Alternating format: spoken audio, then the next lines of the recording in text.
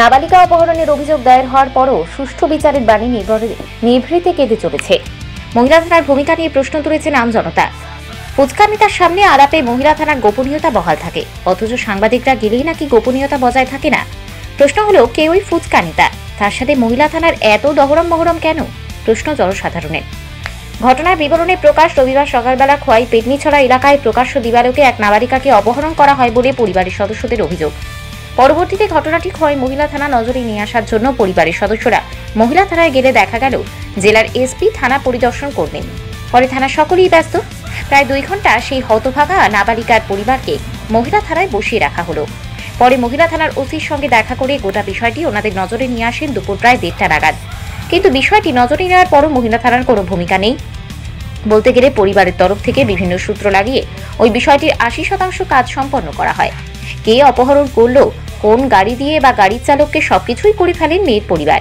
যে গাড়িটি দিয়ে অপহরণ করা হয়েছে বলে পরিবারের অভিযোগ, সেই গাড়ির নাম্বার, গাড়ির মালিকের নাম সহ গোটা বিষয়টি প্রকাশ করা হয় মহিলা ওসির সামনে।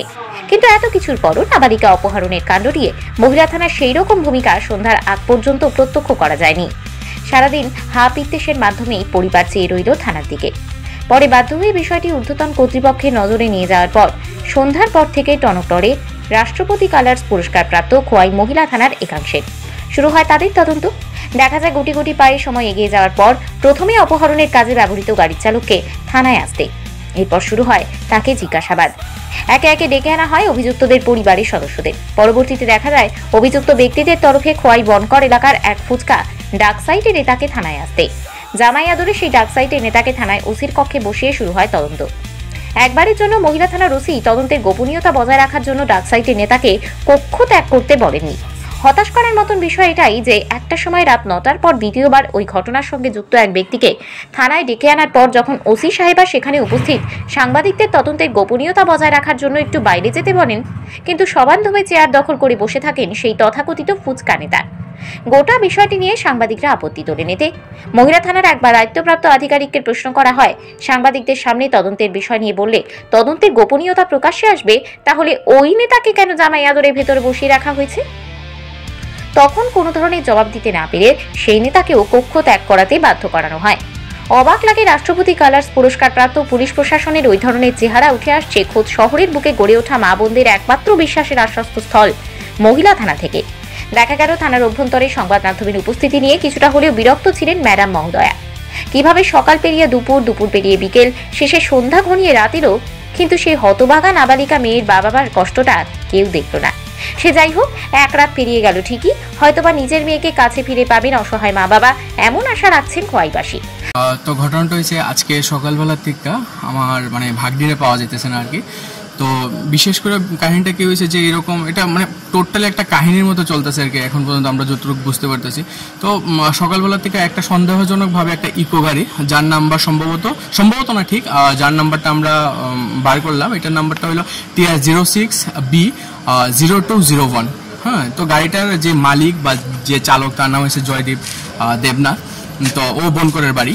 তো তারপর কি হলো যে একটা সন্দেহজনকভাবে যে গাড়ির নাম্বারটা রাখছে, তো ভাবলো যে গাড়িটা খুব স্পিডে 2-3 বার যাইতেছে, তো গাড়ির নাম্বারটা রাখি এমনি মনে আইছে। তো ওইটার জন্য আমরা হয়তো আমাদের মেয়ের পাওয়ানের লেগে একটু সামনের দিকে অগ্রসর হয়েছি। তারপর আমরা মহিলা থানাতে দ্বারস্থ হইলাম। আমরা দুপুর 1টার থেকে মহিলা থানাতে আসি। তো ওদের তরফ থেকে অনেক ধরনের কথাবার্তা হয়েছে বা অনেক হেল্প পাওয়া গেছে। হ্যাঁ, তো তারপর আমরা ওই গাড়ির ড্রাইভারের সাথে কথা হয়েছে ম্যাডাম তারা। তো ড্রাইভার টাইমের পর টাইম দিতেছে, যে 1:30টার সময় কইছে যে 1 ঘন্টার মধ্যে আইতাছে, 2 ঘন্টার মধ্যে আইতাছে।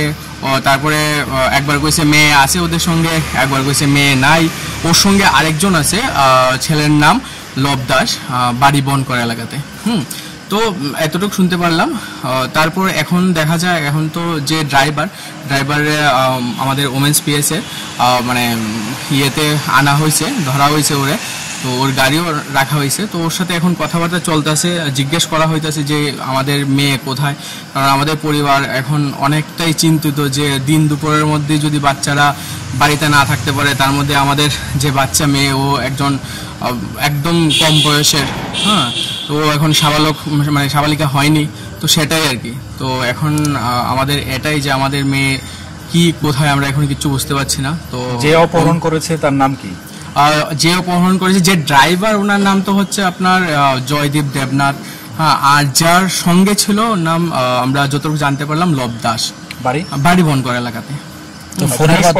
হ্যাঁ, ফোনের মাধ্যমে একবার ফোন, মানে যে ড্রাইভারকে ফোন করা হয়েছিল ও টাইমের পর টাইম দিচ্ছিল, সেটাই আর কি।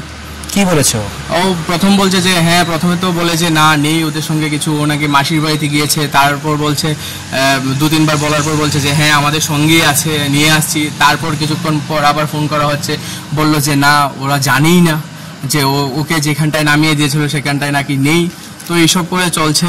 এখন দেখা যাক, ওয়েন্স পিএসের মধ্যে ওই সেই ছেলেকে, মানে যে ড্রাইভার এবং গাড়ি সহ তাকে আনা হয়েছে জয়দীপকে। তো এখন মহিলা পিএসের উপরে আমরা পুরো নির্ভরশীল যে ওরা কি করে। আমরা চেষ্টা করছি আমাদের যে মেয়েকে যেন খুব তাড়াতাড়ি আমাদের কুলে চলে আসে। আচ্ছা, দিন গড়িয়ে রাত হয়ে গেল, আপনারা সকাল ঠিক দুপুর 1টা নাগাদ থেকে আমরা কন্টিনিউ এখানে আছি। পুলিশের ভূমিকা নিয়ে কি বলবেন, যে রাত সকাল থেকে রাত হয়ে গেছে, মহিলা থানার ভূমিকা নিয়ে কি বলবেন? নাবালিকা মেয়ে খোয়াই শহরের একটা জায়গা থেকে দিন দুপুরে অপহরণ করেছে দুটি ছেলে, আপনাদের বক্তব্য অনুযায়ী। তো পুলিশের তরফ থেকে কি সহযোগিতা আপনারা পেয়েছেন? রাত গড়িয়ে গেল, কোনো কি আশ্বাস পেয়েছেন যে আপনাদের মেয়েকে উদ্ধার করে দেওয়া হবে এরকম কিছু? হ্যাঁ, আশ্বাস তো দিচ্ছে, কিন্তু আমরা কতটুকু আশ্বাস দিচ্ছি, আদৌ কতটুকু কাজ হচ্ছে সেটা আমরা তো বলতে পারছি না। তবে হ্যাঁ, একটা বিষয় কি, যে ড্রাইভার নিয়েছিল ওকে ধরতে পেরেছে। এখন বাকি আমাদের মেয়ে কোথায় আছে আমরা কিছুই জানছি না, ড্রাইভারও কিছু বলছে না। তো এখন টোটালি যে আমাদের পিএসএ যে ওসি ম্যাম আছে ওনাদের উপর সবকিছু। তো আমরা যদি আমাদের বাচ্চাকে পেয়ে যাই আজকে, আমরা ওনাদের কাছে অনেক অনেক কৃতজ্ঞ থাকবো। তো এখন পর্যন্ত আমরা পাইনি, সেটাই হচ্ছে আমাদের কথা। ধন্যবাদ। তবে নাবালিকা অপহরণ কাণ্ডে অভিযোগ পাওয়া মাত্রই থানার ভূমিকা নিয়ে অত্যন্তই নিন্দনীয় বলে গুঞ্জন চলছে সর্বত্র। কে ওই ফুচকা নেতা, তার সাথে মহিলা থানার এত সূক্ষ্মতা কেন, উত্তর চাইছেন জনতা। খোয়াই থেকে নিজস্ব প্রতিনিধির রিপোর্ট, ত্রিপুরা পাইওনিয়ার।